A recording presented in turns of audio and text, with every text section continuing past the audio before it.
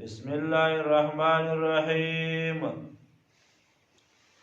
مدد غواړو د الله نه په شروع کولو کې چې عام مهربان دی او خاص رحم کوونکی دی.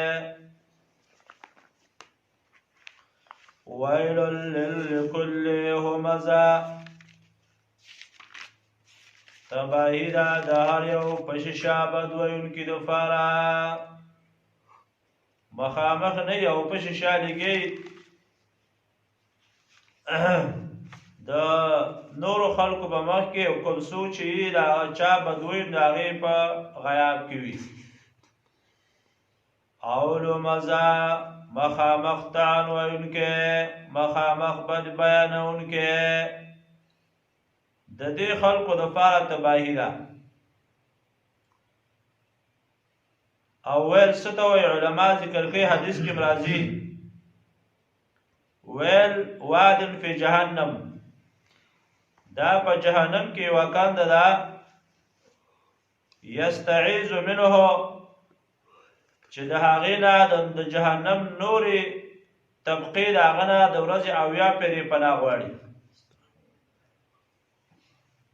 نو دا د هغه چا دپاره ده چې هغه پشیشه یا مخامخ بد او لمزه طعن ویل، بد ویل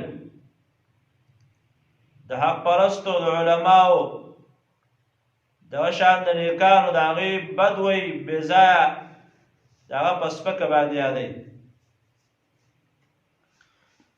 دا څوک دی وایي د الذي د هغه ذات هغه کس دی جمع مالا چې جمع کړی مال، وعدده او هغه او شماري هغه مال، بس نور څه کار یې نشته، خو چې مال جمع کي راغونډې کي او کېږي، بس نه د دین نه خبر دی، نه د اسلام نه خبر دی، نه د اسلام د اصول نه خبر دی.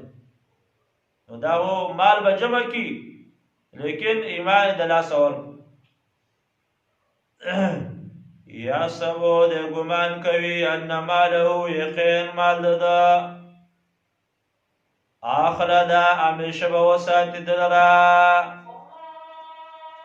د ده داسې خیال دی چې دا مال به زما سره زه به همداسې یمه، داسې به ځوانۍ کېمه او داسې به طاقت کېمه او داسې به صحت کېمه او دا مال به م راسره او دغسې د مال خاوند به او په ما باندې به څه پناه نه راځي. الله فرمایي کله هېڅ چېرې داسې نه ده، لیمبغن فی الحطمه، خامخا به دا وغورځولی شي په حطمه کې. حطمه څه شی دی؟ دا یې تفسیر کوي وما دراک ما الحطمه، او څه شي په پوه درکړې تا ته چې څه شی دی حطمه. دې کې به وغورځولی شي حطمه څه شی دی؟ وی نار الله الموقده، دا اور د الله تعالی بل کړی شوی دی. او د هغې صفات چې په احادیثو کې راځي چې اول سپین و او بیا سور شو، بیا د ډېر ګرموالي د وجې نه تک تور شي. الله یې ټول مسلمانان بچ کړي. التي دا هغه دی التي هغه تطلع علی الافئده، چې دا اور به ورخیږي په زړونو باندې.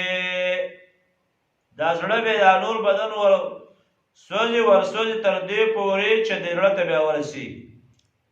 په دې زړه کې د مسلمانانو سره حسد و بغض و کینه وه، دننه پکې کفر ساتل کېده، محل د ګناه هم دا و.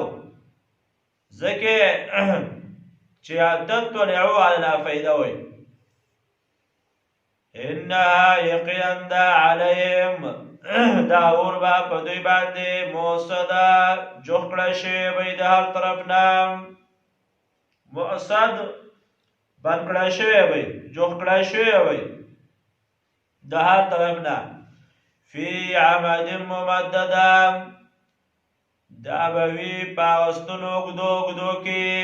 دا ستنې د جهنم مراد دي. د جهنم په هغه ستنې دي چې په هغې کې به دا وي او دا پکې ودرولی شي.